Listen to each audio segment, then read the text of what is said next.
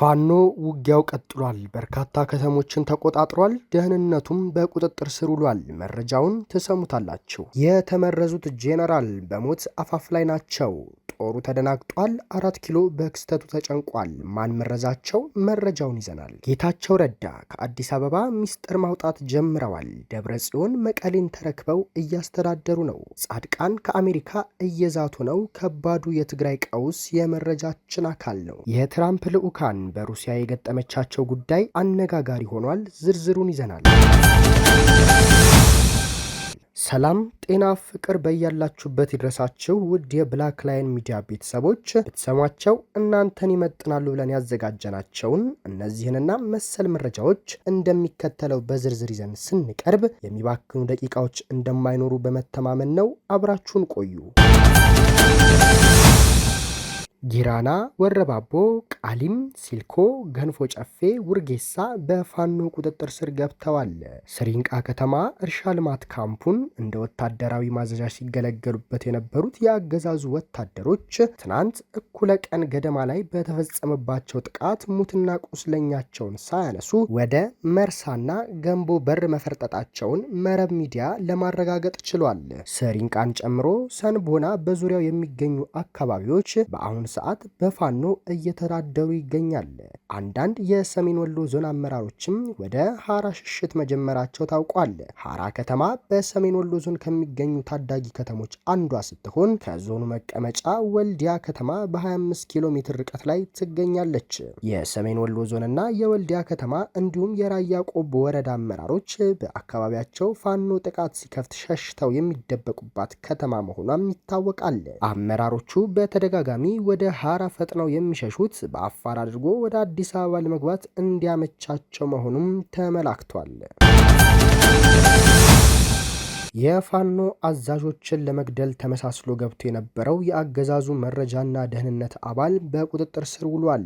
የፋኖ አዛዦችን የመግደልና ስለ ፋኖ አሁናዊ ወታደራዊ አቋም ለመሰለል ተልዕኮ ተሰጥቶት የነበረው ግለሰብ በአማራ ፋኖ በወሎ ቤተ አምሐራ የላስታ አሳምነው ኮር መረጃና ደህንነት ቡድን ባደረገው ክትትል እጅ ከፍንጅ አውሎታል። በትረ ስልጣኑን ሊያጣ 11ኛው ሰዓት ላይ የደረሰውና የሚይዘው የሚጨብጠው ያጣው ገዢው የብልጽግና ቡድን በየቀጠናው የሚገኙ የፋኖ አዛዦችን ለማስገደልና ስለ ፋኖ ወቅታዊ ወታደራዊ አቋም መረጃ ለማግኘት በባህር ዳር ከተማ የሰሜን ምዕራብ እዝ መቀመጫ በሆነው መኮድ ካምፕ ከ6 ወራት በላይ ስልጠና የሰጣቸውን የመረጃና ደህንነት አባላትን በአማራ ክልል በአራቱም አቅጣጫዎች ማሰማራቱ ታውቋል።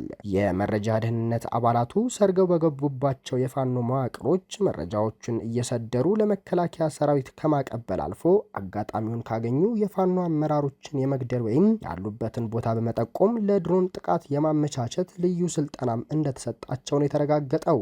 ብዛታችን ከ30 በላይ ነው። በመኮድ ወታደራዊ ካምፕ ለ6 ወራት የመረጃና ደህንነት ስልጠና ከተሰጠን በኋላ በየአቅጣጫው ተሰራጭተን በሁሉም የፋኖ አደረጃጀት ውስጥ ሰርገን እየሞከርን ነው ሲል በላስታ አሳምነው ኮር መረጃና ደህንነት ቡድን ቁጥጥር ስር የዋለው ግለሰቡ የተሰጠንን ተልዕኮ በስኬት ካጠናቀቅን 700 ሺህ ብርና በመረጥነው ከተማ የቤት መስሪያ ቦታ እንደሚዘጋጅልን ቃል ተገብቶልናል ሲል ተናግሯል።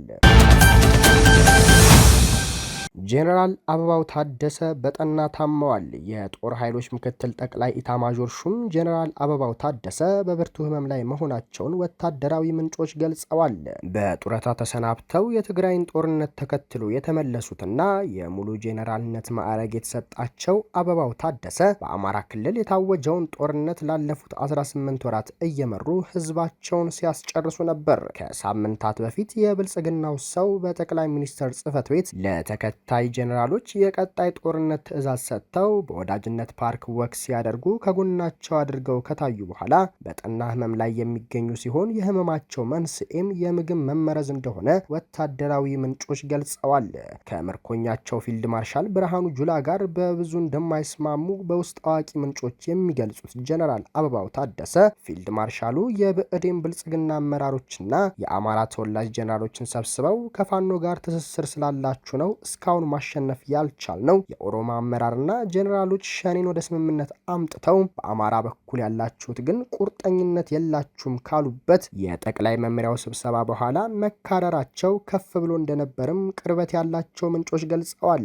ጄኔራል አበባው ወደ ጊዜያዊ ማዘዣቸው የጎንደሩ ጎሃ ሆቴል ተመልሰው ብዙም ሳይቆዩ በመታመማቸው ምክንያት በከፍተኛ የሕክምና ክትትል ላይ ይገኛሉ። ለወትሮ ወደ አማራ ክልል የሚመላለሱ አመራሮችን በመቀበል የሚታወቁት ጄኔራል አበባው ታደሰ ምክትል ጠቅላይ ሚኒስትሩን ከቀናት በፊት ሳይቀበሏቸው ቀርተዋል። በተደጋጋሚም አልታዩም ሲሉ ወታደራዊ ምንጮች ተናግረዋል። አዲስ ድል እየቀረበ ነው። የአማራ ህዝብን የመኖር ህልውና ለመንጠቅ ወደ ግዛቱ የገባው የፊልድ ማርሻል ብርሃኑ ጁላ ጦር ወደ ማለቂያው ስለመቃረቡ እየተነገረ ነው። ጉልበቱን ይተማመናል ሲባል የከረመው የአብይ አህመድ መራሹ ብልጽግናም የበለጠ ጭንቀት ውስጥ ገብቷል ተብሏል። ከአማራ ህዝብ ጋር የገጠመውን ጦርነት ማሸነፍ ህልም እንደሆነበት የሚነገረው የብልጽግና ስርዓት የተረፈውን ቅሪት ኃይል ለመሰብሰብና ስምሪት ለመስጠት መቸገሩ ታውቋል። ህዝባዊ ጭፍጨፋ የላከው ሰራዊቱ በአማራ ምድር ሙትና ቁስለኛ ሆኖ የቀረበት ብልጽግና ከኦሮሚያና ከደቡብ እያፈሰ ያለ ስልጠና ለውጊያ የሚያሰልፈው ወጣትም እንደደረቀበት ተናግሯል። በሀገሪቱ ጠረፋማ አካባቢዎች ያለውን ድንበር ጠባቂ ሰራዊት ሳይቀር ወደ አማራ ክልል አስገብቶ የከረመው ፖለቲካዊ ስብስብ ባዶ እጁን እንደቀረ ታውቋል። በመከላከያ ስም የሚንቀሳቀስ የብልጽግና ዙፋን ጠባቂ ኃይል ነው የሚባለው ሰራዊቱ ቀደም ሲል በሁለቱም አዛዦችና ኮሮች በርካታ ሰራዊት እንደነበረው የሚታወስ ሲሆን በአማራ ህዝብ ላይ የፈጸመውን ወረራ ግን ሁሉንም እንዳሳጣው ይነገራል። ሀገሪቱ ውስጥ ያሉ ስድስቱም የመከላከያ እዞች በጠቅላላ በአማራ ህዝብ ላይ የሚደረገውን የዘር ማጥፋት ዘመቻ ለመፈጸም ወደ ክልሉ የገቡ ሲሆን በአሁናዊ ቁመናቸው ግን ተጨምቀው ከአንድ እዝ እንደማይበልጡ የሰራዊቱ ውስጥ አዋቂዎች ይገልጻሉ። አብይ አህመድ ከሰሞነኛ የድንበር ስጋቶች ጋር በተያያዘ የሚያንቀሳቅሰው ኃይል አጥቶ እየባከነ ነው ተብሏል። እየለየለት የመጣው የኤርትራ ግንኙነት መቋረጥ ሰራዊቱን ወደ ድንበር አካባቢ እንዲያንቀሳቅስ አስገድዶታል ነው የተባለው። ይህንን ፍላጎቱን ለጀነራሎቹ የነገራቸው ቢሆንም መሬት ላይ ከአንድ ክልል ፖሊስ ያልበለጠ ቁጥርና የአንድ የፋኖን ሻለቃ ያህል የመዋጋት አቅም የሌለው ወታደር የቀራቸው አዛዦችም ግራ ተጋብተዋል። በአማራ ክልል የገባውን ኃይል ለመሰብሰብ የተደረጉ ውይይቶችና የመረጃ ልውውጦችም የአራት ኪሎ አለቆች ዘንድ ከፍተኛ ድንጋጤ ፈጥሯል። በዚህ ወቅት በወረዳና በዞን ከተሞች የሰፈረውን የብልጽግና ኃይል ማንቀሳቀስ የማይቻልበት ደረጃ እንደተደረሰ የሰራዊቱ አዛዦች አሳውቀዋል። አንድም ኃይል መንገድ ላይ በፋኖ የሚገጥመውን የደፈጣና የፊት ለፊት ውጊያ ሰብሮ ወደ አንድ ካምፕ መሰባሰብ እንደማይችልም ገልጸዋል።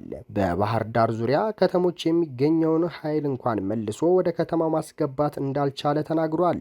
ፖለቲካ ስራ ታጅበው ወደ ወረዳዎቹ የገቡት የዞንና የክልል ካድሬዎችን እንኳን ለመመለስ እንደሚቸገሩ ገልጸዋል።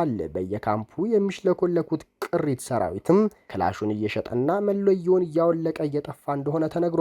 በርካቶችም ስልጣኑን ለማራዘም ያልሰለጠነና ያለ መረጃ ለውጊያ ከሚያሰማራቸው ብልጽግና ይልቅ ፋኖን እየመረጡ በመቀላቀል ላይ ናቸው። በቀረው ጥቂት ሰራዊት ውስጥ ያለው ክፍፍልም የአገዛዙን ውድቀት እያፋጠነው እንደሆነ ይነሳል። በተለይም እነሱን በተመቸና ደህንነቱን በተጠበቀ ቦታ ተቀምጠው ያለ ወታደራዊ ስትራቴጂ የሚያዋጉትን አዛዦቹን የማይቀበል ኃይል ስለመፈጠሩ ይነገራል። አፈሙዝ አዙረው አለቆቻቸውን የሚገድሉ የሰራዊት አባላትም እየተፈጠሩ ነው ተብሏል። ተስፋ ቆርጦ እየተበታተነና እያለቀ ያለው የብልጽግና ሰራዊት የወደቀውን ስርዓት ከጣረሙት አንስቶ ነፍስ የሚዘራበት እድልም አቅምም የለውም ነው የተባለው። በትግራይ በህወሓት አመራሮች መካከል ለወራት የቆየው አለመግባባት ተባብሶ አንደኛው ወገን በታጠቁ ኃይሎች በመታገዝ የአስተዳደር ተቋማትን እየተቆጣጠረ ይገኛል። የክልሉ ጊዜያዊ አስተዳደር ፕሬዝዳንት አቶ ጌታቸው ረዳ የህወሓት ሊቀመንበር ደብረጽዮን ገብረ ሚካኤል የሚመሩት ቡድን እየወሰደ ያለው እርምጃን እብደት በማለት ድርጊቱ ክልሉን ወደ አደገኛ ሁኔታ ሊወስደው ይችላል ሲሉ እያስጠነቀቁ ነው። ባለፉት ቀናት የተባባሰውን ሁኔታ ተከትሎ አቶ ጌታቸው ረዳ በአሁኑ ጊዜ የት እንዳሉ፣ ወደ መቀለስ መቼ እንደሚመለሱ የፌዴራል መንግስቱን ድጋፍ ስለመጠየቃቸው አስተዳደራቸው በክልል ውስጥ ስላለው የመቆጣጠር አቅም ማብራሪያ ሰጥተዋል። አቶ ጌታቸው የመንግስት ማህተም መንጠቅ ማለት ስልጣን መያዝ ማለት አይደለም፣ ነገር ግን መሬት ላይ ያለውን እውነታ በማዘባረቅ ከፌዴራል መንግስት ጋር ያለውን ግንኙነት መጠምዘዝ ነው ዓላማው። አንድ የህወሓት አንጃ ከፌዴራል መንግስት ጋር መደራደር ከጀመረ የፕሬዝዳንትነት ቦታውን ይይዛል የሚል አስተሳሰብ አለ ብለዋል።